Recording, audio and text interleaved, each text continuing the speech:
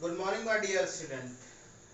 जैसा कि बेटा हम लोग मोल कॉन्सेप्ट के बारे में सीख गए थे, ठीक है। अच्छे से असाइनमेंट जो है आप लोगों ने कर लिया था, ठीक है। अगर आप लोगों को असाइनमेंट का वीडियो सोल्यूशन लेना है तो बेटा आप लोग एक बार मैसेज कर देना मेरे जो है ग्रुप पे। और अगर आपको वीडियो सोल्यूशन लेना है तो मैं हर एक क्वेश्चन का वीडियो सोल्यूशन बना के भेज दूंगा, ठीक है बेटा। तो आपको क्लियर हो जाएगा डाउट, जो भी डाउट होंगे आपके क्लियर हो जाएंगे। बस आपको ये करना है कि आपको किस किस क्वेश्चन में डाउट आ रहा है, ठीक है ना। हो सकता बता देना कि सर ये इस क्वेश्चन में ये डाउट आ रहा है, तो हम आपको वीडियो सोल्यूशन वही व्हाट्सएप नंबर पे भेज देंगे, ओके बेटा। आज हम नया कॉन्सेप्ट सीखने जा रहे हैं जिसको बोलते हैं calculation of atomic mass and molecular mass, ठीक है ना। एटॉमिक मास और मॉलिक्यूलर मास कैसे आप कैलकुलेट करते हैं ये आपको बताना है। देखो बेटा कि जैसे आपको पता है कि जो दुनिया में जितनी चीजें हैं जिनके अंदर मास है उनको हम लोग क्या कर सकते हैं, मेजर कर सकते हैं बाई द केजी। अगर सॉलिड सॉलिड फॉर्म में है तो क्या केजी में आप जो है आप मेजर करते हो मास को, ठीक है ना। क्यों केजी में आप मास करते हो बेटा, क्यों मेजर करते हो, कोई जरूरी है केजी। केजी को एक रेफरेंस बना लिया, किलोग्राम को आप रेफरेंस बना, जैसे आपको 1 किलोग्राम सेब लेने होते तो आप क्या करते हो, सेब सेब लेने जाते हो मार्केट में, नहीं जाते हो, तो वो क्या करता है एक तरफ बांट रखता है और एक तरफ सेब रख देता है। तो यानी कि रिलेटिव रिलेटिव एक रिलेशन आ गया कि नहीं, बोलो बेटा कि 1 किलो बांट है उसमें 1 किलो क्या आ गया, सेब आ गया। तो आपको क्या कर रहा है, दोनों तो वेट तो दोनों का सेम ही होगा ना, 1 किलो सेब का 1 किलो वेट का जो बांट है उसका। लेकिन बांट कहाँ से आया, वो रेफरेंस कहाँ से लिया गया भाई, ये क्यों क्यों कहाँ से रेफरेंस लिया गया, क्योंकि भाई ये चीज 1 किलोग्राम बना दी गई है।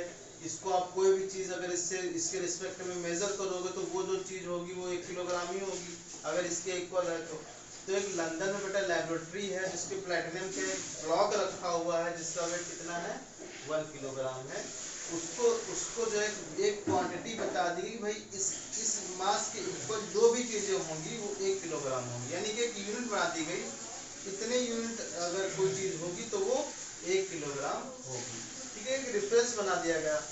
लेकिन अगर केमिस्ट्री की बात करें बेटा तो केमिस्ट्री में मॉलिक्यूलर एटम बहुत ही छोटे होते हैं, बहुत ही छोटे, उनको आप कैसे मेजर कर सकते हो, बताओ कैसे मेजर कर सकते हो, कर सकते हो क्या, कर सकते हैं। पहले नहीं कर सकते थे लेकिन अब करने लगे हैं क्योंकि अब हम केमिस्ट्री में बहुत ही आगे बढ़ चुके हैं। तो जो भी मास है बेटा, मास का जो तरीके हैं केमिस्ट्री में बेटा, वो 2 तरीकों से हम मेजर कर सकते हैं। एक तो होता है किसमें, atomic mass unit, atomic mass unit, और दूसरा होता है बेटा gram atomic mass, gram atomic mass, ठीक है। ग्राम एटॉमिक मास, और पहला क्या है एटॉमिक मास यूनिट, इसको शॉर्टकट में पता है एएमयू भी बोलते हैं। और यूनिफाइड मास भैया स्मॉल यू से रिप्रेजेंट करते हैं, ठीक है बेटा। और क्या यूनिफाइड मास भी बोलते हैं। ये क्या होता है, ये जी A M gram atomic mass, ठीक है ना। एएमयू और जीएएम से हम किसी भी एटम का मास क्या करते हैं, मेजर करते हैं। जो एक एएमयू जो होता है बेटा वो होता है 1/12 part of into mass of carbon 12 atom, mass of carbon 12 atom मतलब क्या कि जो एक एमयू होता है बेटा 1 AMU, वो किसके बराबर होता है 1/12 into mass of carbon 12 atom. जो कार्बन 12 मतलब क्या बोला गया कि भाई कार्बन के बेटा 3 आइसोटोप्स होते हैं, कार्बन 12 होता है, एक कार्बन 13 होता है, कार्बन 12 कार्बन 13 और कार्बन 14, ये 3 आइसोटोप्स होते हैं जिसमें से कार्बन जो है जिसका गुड अबंडेंस है अर्थ पे, अबंडेंस मतलब उपलब्धता प्रचुरता जो है वो मतलब अर्थ पे ज्यादा अच्छे से मतलब ये मिलता है, ठीक है ना। इसको रेफरेंस बना लिया गया है कार्बन 12 को। अब इस कार्बन 12 के एटम्स के बराबर हम दूसरे एटम्स को क्या करेंगे, उनके रिस्पेक्ट में उसको मेजर करेंगे भाई उनका मास कितना है, ठीक है ना। बात समझ गए हो कि नहीं? तो वहां पे आपको ये समझ में कि एक AMU इक्वल टू होता है 1/12 into mass of carbon atom. तो अगर हमको मास ऑफ कार्बन एटम पता हो जाए, उसका 12th पार्ट निकाल ले बेटा, तो हम क्या कर सकते हैं, हम उस एटम का एक AMU बता सकते हो। तो एक AMU बराबर एक फार्मूला तो ये आ गया बेटा। और ग्राम एटॉमिक मास क्या होता है? ग्राम एटॉमिक मास होता है मास ऑफ 1 मोल ऑफ क्या, mass of 1 mole of atom, उसको बोलते हैं एटम्स, उसको बोलते हैं बेटा क्या, is called gram atomic mass.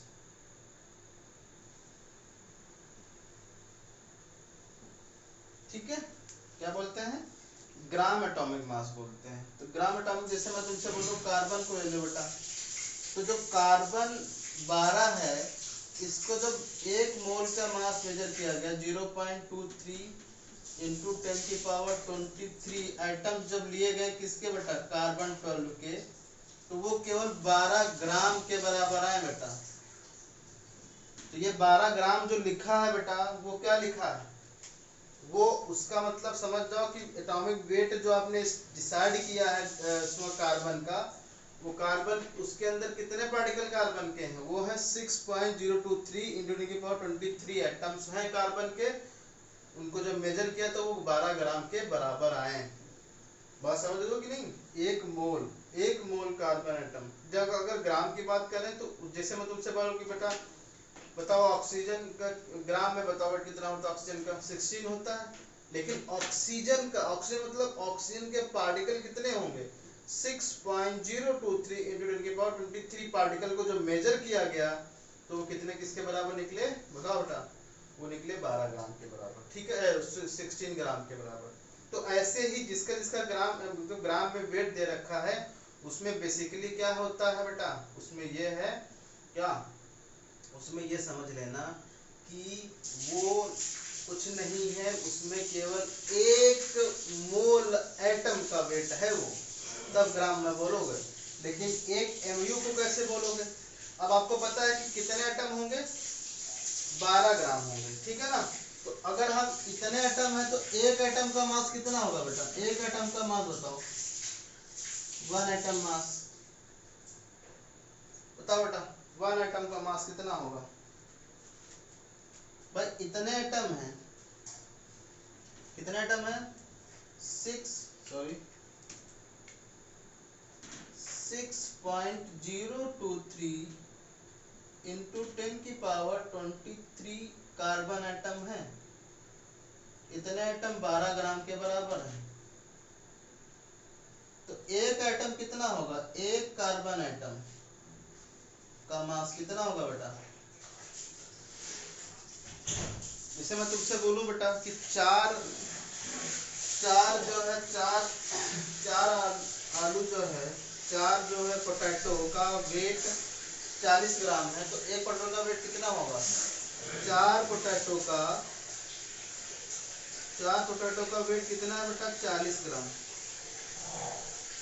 ठीक है ना, तो एक पोटैटो कितनी होगी, आप क्या करोगे, एक पोटैटो तो आप ऐसे बता 10 ग्राम, लेकिन आप कैसे मैथमेटिकली कैसे बताओगे, 40/4, 40 का 10 ग्राम आ गया बेटा। तो ऐसे ही जब आपको क्या करना हो, एक पे निकालना हो कोई चीज, तो आप क्या करोगे, बोलो, आप करोगे डिवाइड, यानी कि आपको क्या करना है, 12 क्या कर देना है बेटा, 12/6.023 इंटू 10⁻23।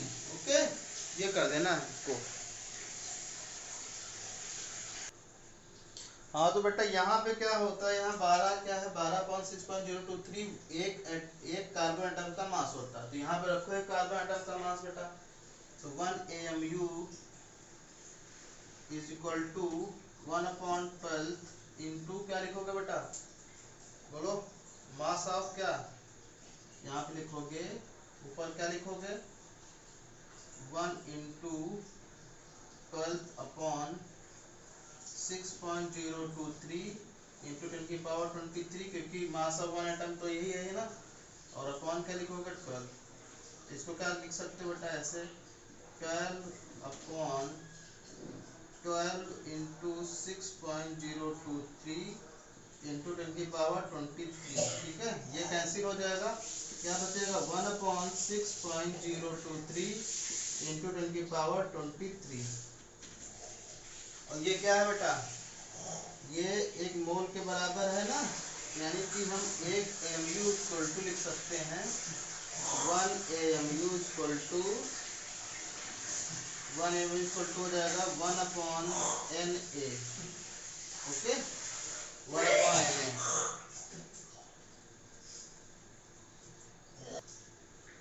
हाँ देखो बेटा, यहाँ पे समझ गया है, एक mu इक्वल टू Na क्या है, एवोगाद्रो ने डिस्कवर किया था ये डिजिट, इसीलिए इसको क्या कहते हैं Na भी बोलते हैं। ठीक है ना, जो मोल का जो नंबर होता है वो जो एवोगाद्रो साइंटिस्ट है उन्होंने डिस्कवर किया था बेटा, इसीलिए उनके नाम से ही डिजिट भी जानी जाती है, तो 1/Na भी कह सकते हैं। ठीक है बेटा, बात समझ आ गई।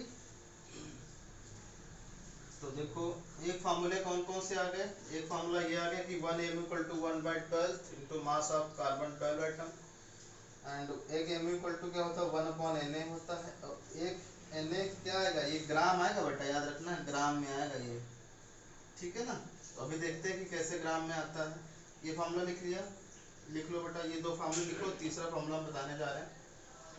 तीसरा फार्मूला यही इसी से आएगा बेटा कि 1 AMU इक्वल टू क्या होगा, बोलो 1/Na।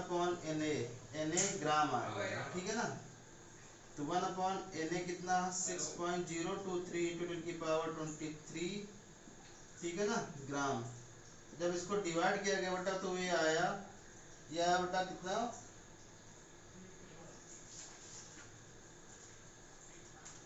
ये आया बेटा 1.6605 इंटू 10 की पावर -24 ग्राम। अगर हम केजी की बात करें बेटा तो क्या हो जाएगा, हमको इसको जो है डिवाइड कर देना है 1000 से, तो क्या हो जाएगा 1.660056 इंटू 10 की पावर -27 kg। बात समझ गए, ये एक एमयू के बराबर आया। तो 1 AMU के तीन फॉर्मूले आ गए, कौन कौन से बेटा बताओ, 1 AMU के तीन फॉर्मूले आ गए बेटा, वो कौन कौन से आ गए हैं बोलो। 1 AMU इक्वल टू होता है 1/12 into mass of carbon 12 atom. आपको क्या लिखना है, डेफिनेशन एमयू की क्या लिखोगे बेटा, डेफिनेशन बता दो, क्या लिखोगे, amu is defined as the 12th part of carbon 12 atom. ठीक है, इज कॉल्ड 1 AMU। ठीक है ना, ओके बेटा, डेफिनेशन लिख लिया। फॉर्मूले क्या से लिखोगे, फॉर्मूला बता दो, फॉर्मूला पहला क्या आएगा 1 AMU, तो ये आ गया पहला फॉर्मूला बेटा। दूसरा फॉर्मूला क्या आएगा 1/Na gram, 1 AMU equal to क्या आ जाएगा 1/Na ग्राम। और ग्राम में अगर निकालना है तो क्या आ जाएगा बेटा 1 AMU इक्वल टू 1.66056 इंटू 10 की पावर -24 ग्राम। अगर आपको केजी में निकालना है तो क्या करोगे आप 1.605 इंटू 10 की पावर -27 kg। ओके, इतना कर सकते हो आप, ये तीनों फार्मूले आपको याद होने चाहिए, एक ये और एक ये। ठीक है, बात समझ गए बोलो। ठीक है, तो आपको ये समझ में आना चाहिए बेटा कि एक एमयू क्या मतलब होता है, और ये उसका अगर 12 ग्राम लिखा है तो 12 ग्राम का मतलब क्या होता है, 12 ग्राम मतलब कितने पार्टिकल में, बोलो बेटा बोलो, 12 पार्टिकल मतलब 12 ग्राम मतलब कि जब हमने 6.023 एटम्स कैलकुलेट करे तो उनका मास कितना है बेटा 12 ग्राम आया। ठीक है ना, तो हम एएमयू सीख गए बेटा और ग्राम में सीख गए। अब हम कैलकुलेट करेंगे, ठीक है ना, कैलकुलेशन ऑफ एटॉमिक मास, ठीक है। तो कार्बन 12 का एएमयू में होता है 12 एएमयू, ठीक है ना, और ग्राम में होता है 12 ग्राम। हाइड्रोजन का बेटा हाइड्रोजन का कितना होता है बोलो, 1 एएमयू। इसका 1 पॉइंट कुछ समथिंग 008 आता है, कुछ ऐसे। हाँ, 008, यहाँ पे 08 एएमयू। ग्राम में क्या होगा बेटा, 1 ग्राम आएगा, ठीक है ना। ग्राम मतलब कि इतने, एक मोल है, एक पार्टिकल है, ठीक है ना। तो आपको ये समझ लेना है कि 1 एएमयू इक्वल टू क्या होगा, बेसिकली एएमयू और ग्राम देखो रिलेशन है, बस वहां पे क्या है, वो एक एटम का मास है, और यहाँ पे क्या है बेटा बोलो, यहाँ पे एक मोल का मास है। एक मोल मास मतलब 1 ग्राम।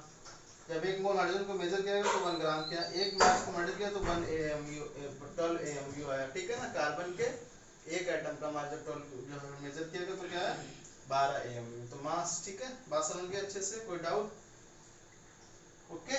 लेकिन लेकिन बेटा जब हमने क्लोरीन बेटा क्लोरीन का मास जो है एटॉमिक मास कंसीडर किया तो वो आया बेटा 35.5 ग्राम। ओके, ऐसा क्यों हुआ? क्योंकि आपको पता है जो क्लोरीन होती है उसके दो आइसोटोप्स पाए जाते हैं। एक क्लोरीन 35 होता है बेटा, एक क्लोरीन होता है 37।